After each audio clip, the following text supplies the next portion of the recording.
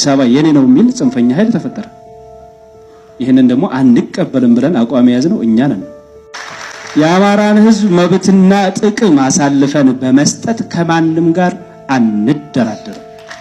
በመጨረሻም አረጋ ከበደና ሽመልስ አብዲሳ የጎሪጥ ሲተያዩ በካሜራ ሌንስ ውስጥ ገብተዋል። የአዲስ አበባ ጉዳይ ሁለቱን የአብይ መንዝሮች እንደጎባን ባይናቸው ቄጠ ሲፋለሙ የሚያሳይ ምስል ፈጥሯል። በዚያው መድረክ ላይ እመኑኝ አልከዳችሁም እያለ ከስራው መሃል ድፍት የተደረገው የአማራይቱ ልጅ የአምባቸው መኮንን ቃል ወራሾች ተገኝቷል። ነሐሴ 2018 የተባለ ጊዜ አዲስ አበባ የምትባል ቦታና ብልጽግናዎች ያሉበት ሁኔታ የኢትዮጵያ ያውን ፖለቲካ የማይገመት ጠርዝ ላይ መገኘቱን አመላካች ነው አሰኝቷል። የአብይ ስልጣን ከዚያው ከበአዴን ሰዎች አደጋ እንዳይገጥመው አስግቷል። ከ10 ዓመት በፊት እንዲህ እንዳሁኑ በህወሓት የበላይነት ይዘወር የነበረው የ4 ኪሎ ዙፋን መነቃነቁን የተረዳው የአምባቸው መኮንን የወንዝ ልጅ ፋሲል ደሞዝ አለ ነገር፣ ጎጃምና ጎንደር ወሎም አለ ነገር፣ መሃል ሸዋም አለ ነገር እንዲህ ታመን አንገት ደፍተን አንቀር ያለበት ስንኝ ዛሬም ዋጋው ውድ መሆኑን የሚጠቁሙ መረጃዎች ከወደ መሃል ሸዋ መሰማታቸው በርክቷል። መሃል ሸዋ ላይ አለ ነገር የሚሉ ድምጾች አየሩን ሞልተውታል።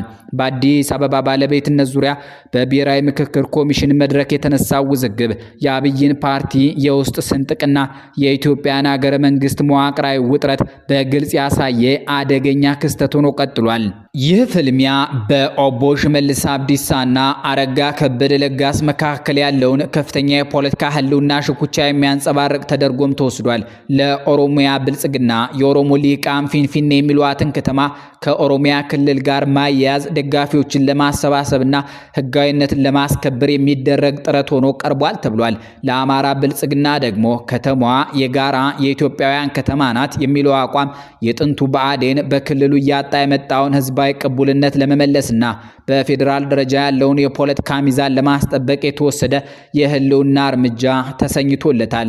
በመድረኩ ላይ የታየው የሽሜና ጋሻ አረጋ የሚያስፈራ የፊት ገጽታ፣ የመጨነቅና የመተፋፈን ስሜት እንዲሁም ግዛቸው ሙሉነህን የመሳሰሉ አመራሮች ስብሰባ ጥለው መውጣታቸው የሚያሳየው ውዝግቡ ከአስተዳደራዊ ውይይት አልፎ ከፍተኛ ደረጃ የደረሰ የፖለቲካ እምነት ማጣት መፈጠሩን ነው ተብሎ ተተንትኗል። እኛ የነዛ ታሪክ ሰሪ ልጆች ነን። አዲስ አበባ ላይ የተነሳው ውዝግብ በልዩ ጥቅም ምክንያት አይደለም፣ በባለቤትነት ምክንያት ነው። አዲስ አበባ የኔ ነው የሚል ጽንፈኛ ኃይል ተፈጠረ። ይሄንን ደግሞ አንቀበልም ብለን አቋም ያዝነው እኛ ነን። የታሪክ ጠባሳና የፖለቲካ ውዥንብር በማይለያት ኢትዮጵያ የትናንቱን ስህተት ዛሬ መድገም ስጋት አሁንም እያንዣበበ ነው። በፌስቡክ ገጻቸው ንቁና በሳል ትዝብታቸውን በሚያካፍሉት አባቴ አባስበር ልጅ በተሰኙት ጸሐፊ እይታ የ2011 ዓመተ ምህረት የለውጥ ኃይል ሆኖ የወጣው የዶክተር አምባቸው መኮንን ቡድን የአማራን ጥቅም አሳልፎ ላለመስጠት ያደረገው ተጋድሎ በታሪክ ሰነድ ላይ በጉልህ የተጻፈ እውነት ነው። እንደ አስተያየት ሰጪው ገለጻ ዶክተር አምባቸው መኮንን ከአዲስ አበባ እስከ ዋሽንግተን ዲሲ እየተዘዋወሩ እመኑኝ እያሉ ቢምሉም የዚያን ሰሞን የነበረው መጠራጠርና ለመተማመን ግን በጋለ ረመጥ ላይ ጥዶ ጠላቶቻቸው እንዲመቷቸው መንገድ ጠረገባቸው። ዛሬ ከንፈሩን የሚመጣው ሁሉ ያኔ አናምናችሁም በማለት የዶክተር አምባቸው ቡድን መሰረቱን ወደ መሬት ሳያወርድ ለጠላት ዱላ እንዲመቻች ማድረጉን በእድሜ ገፋ ያሉት አስተያየት ሰጪ አባቴ አባስበር ልጅ በቁጭት ያስታውሳሉ። ይሁን እንጂ ይህ የታሪክ ትምህርት ዛሬም በድጋሜ በበጎ መንገድ እየተደገመ ይገኛል። በአሁኑ ጊዜ በኢትዮጵያ ሀገራዊ ምክክር መድረክ ላይ እየተሳተፉ ያሉና የተለያዩ አደረጃጀቶችን የወከሉ የአማራ ተወላጆች በአዲስ አበባ ጉዳይ ላይ ልክ እንደ ዶክተር አምባቸው መኮንን የጸና አቋም መያዛቸው እየተሰማ ነው። በሳቸው አገላለጽ በምክክር መድረኩ የብልጽግና አባላት የሆኑ ተወያዮች ለሁለት መከፈላቸው የተሰማው በዚሁ በአዲስ አበባ አቋማቸው ምክንያት ነው። አስተያየት ሰጪው አባቴ አባስበር ልጅ የሚያስተላልፉት ዋና መልእክት ግልጽና ጠንካራ ነው። ጀግና ከሞተ ወይም ጥሎን ከሄደ በኋላ እሱ እኮ ጀግና ነበር እያሉ ከንፈር ከመምጠጥ ዛሬ በሕይወት ያሉትንና በጽናት የሚታገሉትን ማክበርና ማበረታታት ይገባል። በተግባር ላይ ያለን ጀግና ማወደስና ከጎኑ መቆም ፈርተው ዳር የቆሙትን ለትግል እንደሚያነሳሳና ወደፊት የሚመጡ ሻሃዳ አዲስ ጀግኖችን እንደሚያፈራ አባቴ አባስበር ልጅ አጥብቀው ያሳስባሉ። አዲስ አበባ የንግስት እርሻ የጸብ ማናሻ ይባላል በተረት። አዲስ አበባ ደግመን ደጋግመን የምናረጋግጥላችሁ የኢትዮጵያ መናገሻ ከተማ፣ የብሔር ብሔረሰቦች መቀመጫ፣ የአፍሪካ መዲና ጭምር ናት። ኦሮሚያ በህገ መንግስቱ የተቀመጠለት ልዩ ጥቅም ብቻ ነው። ስለዚህ ከህገ መንግስቱ ፈቅ የሚል አንድ ነገር የለም። ታሪክ በአመሏ ዝም በይ ሲሏት አትልም። በተለይም በጽናትና በህዝብ ፍቅር በታነጹ መሪዎች ደም የተጻፉ እውነቶች ፈጽሞ አይሸረሸሩም። ዶክተር አምባቸው መኮንን በህይወት እያለ በመድረክ ላይ ቆሞ ስለ አዲስ አበባ ባለቤትነትና ስለ አማራ ህዝብ ክብር የተናገራቸው ቃላት ዛሬም ቢሆን የጽናትና የመርህ መለኪያ ሆነው በአእምሯችን ግድግዳ ላይ ዘና ብለው ይንሸራሸራሉ። በአዲስ አበባ ከተማ ሰማይ ስር በህዝብና በታሪክ ትከሻ ላይ የተጫነው የፖለቲካ ውጥረት ዛሬ አዲስና አስፈሪ ወደሆነ ምዕራፍ ተሸጋግሯል። የኢትዮጵያ ሀገራዊ ምክክር ኮሚሽን የተባለውና የኢትዮጵያን የፖለቲካ ስብራት ይጠግናል ተብሎ የታሰበው መድረክ ይልቁንም አገሪቱን ወደ ሌላ የመፈራረስ አደጋ ሊከት የሚችል ትልቅ የክርክርና የሙግት አውድማ ሆኗል። የአራት ኪሎን ቤተመንግስትና የመላዋን አገር ዕጣ ፈንታ በሚወስነው በዚህ አዲስ አበባ ወይም በኦሮሞ ሊቃን አጠራር ፊንፊኔ በተባለ ከተማ ላይ አዲስ አበባ የማን ናት የሚለው ነጠላ ጥያቄ ተቀስቅሶ ነገሩ ሁሉ ተካሯል። ይህ ጥያቄ የከተማዋን አስተዳደራዊ ወሰን ብቻ የሚነካ ሳይሆን የኢትዮጵያ ሀገረ መንግስት መዋቅራዊ ህልውና፣ የብሔርተኝነት ፍልሚያና የዜግነት መብት የተጋጩበት ታሪካዊ ፍጭት ነው። በዚህ የፍልሚያ መድረክ ላይ በዋናነት ተፋላሚ ሆነው የወጡት የኦሮሞ ብሔርተኞችና የአማራ ኃይሎች ናቸው። በሁለቱ ወገኖች መካከል የሚደረገውን ፍጭት በጣም አጥበን ስንመለከተው ደግሞ በኦሮሚያ ክልል ፕሬዝዳንት ሽመልስ አብዲሳና በአማራ ክልል ርዕሰ መስተዳድር አረጋ ከበደ መካከል የሚደረግ የፖለቲካ ህልውና ሽኩቻ ሆኖ እናገኘዋለን። በካሜራ ሌንስ ውስጥ የገቡት የሁለቱ አመራሮች የፊት ገጽታ የጎሪጥ መተያየትና የመጨነቅ ስሜት የብልጽግና ፓርቲ የውስጥ ስንጥቅ ምን ያህል ጥልቅና አደገኛ ደረጃ ላይ መድረሱን ግልጽ ያደርጋል። ይህ ሁኔታ የጠቅላይ ሚኒስትር አብይ አህመድን የስልጣን ማዕከል ከባዕዴን ሰዎች በኩል ሊገጥመው የሚችለውን አደጋ የሚያመላክት ከመሆኑም በላይ በነሐሴ 2018 ዓ.ም የተመዘገበው ይህ ክስተት የአገሪቱን ወደፊት የማይገመት ዕጣ ፋንታ ውስጥ ከቶታል። ከ10 ዓመታት በፊት በህወሓት የበላይነት ይዘወር የነበረው የአራት ኪሎ ዙፋን መነቃነቁን የተረዳው ድምፃዊ ፋሲል ደሞዝ አለ ነገር ጎጃምና ጎንደር ወሎም አለ ነገር መሃል ሸዋም አለ ነገር እንዲታመን ታመን አንገት ደፍተን አንቀር በማለት የፈጠረው ግጥምና ዜማ ዛሬም በድጋሚ የመሃል ሸዋን አየር ሞልቶታል።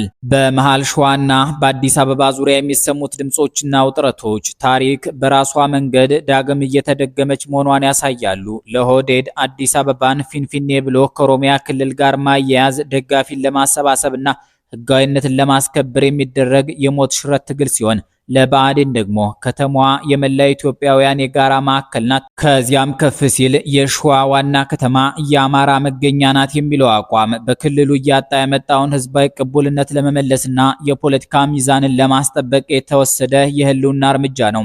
በዚሁ አወዛጋቢ ምክክር መድረክ ላይ የትምህርት ሚኒስትሩ ፕሮፌሰር ብርሃኑ ነጋ አቋማቸውን በግልጽ በማንጸባረቅ መድረኩን ረግጠው መውጣታቸው የውዝግቡን ጥልቀት የበለጠ አጉልቶታል። የፕሮፌሰር ብርሃኑ ነጋ የታሪክና የህይወት ድርና ማግ ከአዲስ አበባና ከአካባቢዋ ጋር በጥብቅ የተሳሰረ ነው። በ1997 ዓ.ም ቅንጅት የተሰኘው የፓርቲዎች ጥምረት የአዲስ አበባንና አጠቃላይ የፓርላማ ወንበሮችን ባሸነፈበት ጊዜ በህዝብ ተመርጠው የከተማዋ ከንቲባ እንዲሆኑ የተሰየሙት እሳቸው ነበሩ። ምንም እንኳን በወቅቱ በነበረው የፖለቲካ ጭቆና ምክንያት ከንቲባነቱን ሳይዙት ወደ እስር ቤት ቢወረወሩም ታሪካቸውና የቤተሰባቸው እግር ከአዲስ አበባ አፈር ጋር የተዋሃደ ነው። ከአዲስ አበባ በቅርብ ርቀት ቢሾፍቱ በተባለች ከተማ የተወለዱት ፕሮፌሰር ብርሃኑ ነጋ ቦንገር አባታቸው አቶ ነጋ ቦንገር በአዲስ አበባ ውስጥ ከፍተኛ ሀብት ያፈሩ፣ ራሳቸው ብሬም በዚቹ ከተማ ያደጉ፣ እህቶቻቸውና ዘመዶቻቸው አሁንም ድረስ በከተማዋ በብዛት የሚኖሩና በንግዱ ዓለም የሚታወቁ ናቸው። እስከዛሬ ድረስ ስማቸው ጎልቶ የሚጠራው የሰሜን ሆቴልና የእምቢልታ ሆቴል፣ በአባታቸው ስም የሚጠራው የነጋ ቦንገር ህንፃ፣ በእህታቸው ስም የሚጠራው መሰረት ካፌ እንዲሁም በአሁኑ ወቅት እሳቸው የሚመሩት የኢትዮጵያ ትምህርት ሚኒስቴር ዋና መስሪያ ቤት የሚገኙት በዚሁ አዲስ አበባ ውስጥ ነው። እንዲህ ያለው ጥልቅ ታሪካዊ ህዝባዊና ኢኮኖሚያዊ ትስስር ያላቸው መሪ አዲስ አበባ የኦሮሚያ ብቻ ሳትሆን የነዋሪዎቿና የመላ ኢትዮጵያውያን ናት በማለት መድረክ ረግጠው መውጣታቸው የክርክሩን ህዝባዊና ህገ መንግስታዊ ይዘት ያጎለዋል። የአዲስ አበባን የባለቤትነት ጥያቄ ለመረዳት በከተማዋ ላይ የሚንጸባረቁትን ሁለቱን ዋና ዋና የታሪክ ትረካዎች በጥልቀት መመርመር ያስፈልጋል። በአንድ በኩል የኦሮሞ ብሔርተኞችና የኦሮሞ ብልጽግና ልሂቃን የሚያቀነቅኑት ትረካ አለ። ይህ አስተሳሰብ አዲስ አበባ ከመቆርቆሯ በፊት ቦታው ፊንፊኔ በመባል ይታወቅ እንደነበር፣ የአባ ገዳዎች የአርሶ አደሮችና የአርብቶ አደሮች መኖሪያ እንደነበረ ያሰምርበታል። በ19ኛው ክፍለ ዘመን መጨረሻ በአፄ ምኒልክ ዘመቻና የከተማዋ ምስረታ ምክንያት የኦሮሞ ገበሬዎች ከመሬታቸው ተፈናቅለውና ተገፍተው ከተማዋ ተቆረቆረች የሚል እይታ አላቸው። በመሆኑም ከተማዋ በኦሮሚያ ክልል መካከለኛ ህብረ አካል ውስጥ የምትገኝ እንደመሆኗ የኦሮሞ ህዝብ ታሪካዊና ባህላዊ አባታዊ መሬት ናት የሚል ድምዳሜ ላይ ደርሳሉ። በሌላ በኩል ደግሞ የአማራ ኃይሎችን ጨምሮ የዜግነት ፖለቲካ አቀንቃኞችና የመላ ኢትዮጵያ አንድነት አጋሮች የሚያቀርቡት የጽናት ትረካ አለ። ይህ ወገን አዲስ አበባ እንደ ዘመናዊ ከተማ የተቆረቆረችውና የበለጸገችው በሁሉም የኢትዮጵያ ብሔሮችና ብሔረሰቦች የጋራ ደምና ጥረት መሆኑን ይከራከራል። አማሮች ግን ከዚያ ወደ ኋላ ሄደው በአባቶቻችን በነ ልብነ ድንግልና በነ አፄ ዳዊት ዘመን የተመሰረተች በረራ ተብላ የተጠራ የነበረች ከተማ ናት ይላሉ። የከተማዋን ታሪክ ወደ ገጠር መሬትነት ብቻ በመመለስ የዘመናዊ ሜትሮፖሊታን ከተማን ባለቤትነት መወሰን አይቻልም። ከተማዋ ከተቆረቆረችበት ጊዜ ጀምሮ የሁሉም ኢትዮጵያውያን የጋራ መጠለያ፣ የፖለቲካና ኢኮኖሚ ማዕከል እንዲሁም ከኢትዮጵያ አልፎ የአፍሪካ ህብረትና የዓለም አቀፍ ተቋማት መቀመጫዋን ያደገች ዓለም አቀፋዊ ከተማ ናት ብለውም ይከራከራሉ። በመሆኑም የከተማዋ ባለቤትነት የነዋሪዎቿና የመላው ኢትዮጵያውያን እንጂ የትኛውም ብሔር ብቻውን ሊወርሳት አይችልም ብለውም ይሟገታሉ። ይህንን የታሪክና የፖለቲካ ፍልሚያ የበለጠ ግልጽ የሚያደርገው ደግሞ የከተማዋ የህዝብ ቁጥር ስብጥርና የዲሞግራፊ ሁኔታ ነው። ምንም እንኳን አገራዊ የህዝብና ቤት ቆጠራ ከተካሄደ 10 ዓመታት ቢቆጠሩም ያሉትን አሃዛዊ መረጃዎችና ጥናቶች ስንመለከት አዲስ አበባ ባለብዙ ብሔር ስብጥር ያላትና የትኛውን ብሔር ብቻውን በሙሉ አብላጫ ቁጥር የሌለባት ከተማ መሆኗን ያሳያሉ። በከተማዋ የህዝብ ስብጥር ውስጥ የአማራ ብሔር ተወላጆች ከ47 እስከ 48 በመቶ የሚሆነውን ከፍተኛ ድርሻ ሲይዙ፣ የኦሮሞ ብሔር ተወላጆች ከ19 እስከ 20 በመቶ፣ የጉራጌ ብሔር ተወላጆች ከ16 እስከ 17 በመቶ፣ የትግራይ ተወላጆች ከ6 እስከ 7 በመቶ እንዲሁም ሌሎች የተለያዩ የሀገሪቱ ብሔረሰቦች ከ8 እስከ 10 በመቶ የሚሆነውን ቁጥር ይሸፍናሉ።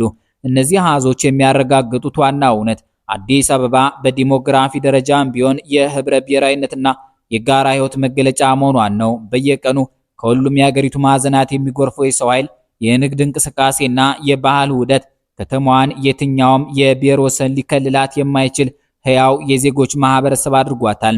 ነገር ግን በ1987 ዓ.ም በጸደቀው የኢትዮጵያ ፌዴራላዊ ዴሞክራሲያዊ ሪፐብሊክ ህገ መንግስት አንቀጽ 49 ስር የተደነገገውና የኦሮሚያ ክልል በአዲስ አበባ ላይ ያለው ልዩ ጥቅም በህግ ይወሰናል የሚለው ግልጽ ያልሆነ አንቀጽ እስከዛሬ ድረስ ለፖለቲካ ትርጉምና ለግጭት ምክንያት የሚሆን ትልቅ ህገ መንግስታዊ ክፍተት ፈጥሮ አልፏል። በዚህ አደገኛ የታሪክና የፖለቲካ ውዥንብር ውስጥ የትናንቱን ስህተት ዛሬ የመድገም ስጋት በጉልህ አንዣቧል። በፌስቡክ ገጻቸው ንቁና በሳል ትዝብታቸውን በሚያካፍሉት አባተ የአባስ በር ልጅ በተሰኙት ጸሐፊ እይታ በ2011 ዓ.ም የለውጥ ኃይል ሆኖ የወጣው የዶክተር አምባቸው መኮንን ቡድን የአማራንና የመላውን ህዝብ ጥቅም አሳልፎ ላለመስጠት ያደረገው ተጋድሎ በታሪክ ሰነድ ላይ በጉልህ የተጻፈ እውነት ነው። ዶክተር አምባቸው ከአዲስ አበባ እስከ ዋሽንግተን ዲሲ ድረስ እየተዘዋወሩ እመኑኝ አልከዳችሁም እያሉ ቢምሉም በወቅቱ የነበረው መጠራጠርና ለመተማመን ግን በጋለ ረመጥ ላይ ጥሎ ጠላቶቻቸው እንዲመቷቸው መንገድ ጠረገላቸው። ዛሬ ከንፈሩን የሚመጣው ሁሉ ያኔ አናምናችሁም በማለት የዶክተር አምባቸው ቡድን መሰረቱን ወደ መሬት ሳያወርድ ለጠላት ዱላ እንዲመቻች ማድረጉን በእድሜ ገፋ ያሉት አስተያየት ሰጪ አባተ የአባስ በር ልጅ በቁጭት ያስታውሳሉ። ይሁን እንጂ ይሄ ታሪክ ትምህርት ዛሬም በድጋሚ በበጎ መንገድ እየተደገመ ይገኛል። በአሁኑ ጊዜ በብሔራዊ ምክክር መድረክ ላይ እየተሳተፉ ያሉና የተለያዩ አደረጃጀቶችን የወከሉ የአማራ ተወላጆችና የዜግነት አቋም ያላቸው አመራሮች በአዲስ አበባ ጉዳይ ላይ ልክ እንደ ዶክተር አምባቸው መኮንን የጸና አቋም መያዛቸው እየተሰማ ነው። በምክክር መድረኩ የብልጽግና አባላት የሆኑ ተወያዮች ለሁለት መከፈላቸው የተሰማው በዚሁ በአዲስ አበባ አቋም ምክንያት ነው። አስተያየት ሰጪው አባቴ አባስ በር ልጅ የሚያስተላልፉት ዋና መልእክት ግልጽና ጠንካራ ነው። ጀግና ከሞተ ወይም ጥሎን ከሄደ በኋላ እሱ እኮ ጀግና ነበር እያሉ ከንፈር ከመምጠጥ ዛሬ በህይወት ያሉትንና በጽናት የሚታገሉትን ማክበርና ማበረታታት ይገባል። በተግባር ላይ ያለን ጀግና መወደስና ከጎኑ መቆም ፈርተው ዳር የቆሙትን ለትግል እንደሚያነሳሳና ወደፊት የሚመጡ ሸሃዳ አዲስ ጀግኖችን እንደሚያፈራ ያስገነዝባሉ። ታሪክ ባመሏ ዝም ቢሏት ጸጥ አትልም። በተለይም በጽናትና በህዝብ ፍቅር በታነጸ መሪዎች ደም የተጻፉ እውነቶች ፈጽሞ አይሸረሸሩም። ዶክተር አምባቸው መኮንን በህይወት እያለ በመድረክ ላይ ቆሞ ስለ አዲስ አበባ ባለቤትነትና ስለ አማራ ህዝብ ክብር የተናገራቸው ቃላት ዛሬም ቢሆን የጽናትና የመርህ መለኪያ ሆነው በአእምሯችን ግድግዳ ላይ ዘና ብለው ይንሸራሸራሉ። አዎ ጎንደሬዎቹ አምባዬ ብለው የሚያቆላምጡት አምባቸው መኮንን ለሀገሩ ለህዝቡ ነጻነትና ክብር ሲል እንደ ሰፈሩ ልጅ እንደ ዳግማዊ አፄ ቴዎድሮስ ግንባሩን ለጥይት ለመስጠት ያልፈራ በድርድር መድረኮች ላይ የእውነትን ጎራ ይዞ በፍጹም አልሸራርፍም ያለ የቁርጥ ቀን ልጅ ነበረ። እኛ የቀልባጦች ልጆች አይደለንም በማለት የተናገረው ታሪካዊ ንግግር ዛሬም በንጽህናውና በጽናቱ ህያው አድርጎ ያኖረዋል። ከአምባቸው መኮንን የተወረሰው የጽናት ህያው ምሳሌነት ዛሬም በአማራ ብልጽግና አመራሮች ዘንድ አቆጥቁጧል እየተባለ ነው። የአንድ መሪ ትልቁ ስኬት በህይወት በነበረበት ጊዜ የሚያስመዘግበው ድል ብቻ ሳይሆን ከሞተ በኋላም ቢሆን የሱን ፈለግ የሚከተሉ መርሁን የሚያስቀጥሉና ለህዝብ ክብር የሚቆሙ ጀግኖችን በፓርቲውና በህዝቡ ውስጥ ትቶ ማለፉ ነው። ዛሬ እንደ አቶ ግዛቸው ሙሉነህ ያሉ ደፋር የባዕዲን አመራሮች በአዲስ አበባ ጉዳይ ላይ የህዝባቸው ክብርና ታሪካዊ እውነት ሲነካ የመድረኩን ምቾት ትተው ረግጠው ሲወጡ የምናየው የአምባቸው መኮንን ህያው መንፈስ ዳግም ሲያንሰራራ ነው። ከቲሊሊው ልጅ ከግዛቸው ሙሉነህ ጋር አብረው የተቃወሙትና መድረኩን ጥለው የወጡት አመራሮች የወሰዱት እርምጃ የፖለቲካ መቀመጫን ከመጠበቅ ይልቅ የህዝብን አደራና ታሪክ ማስቀደምን እንደመረጡም ያሳያል።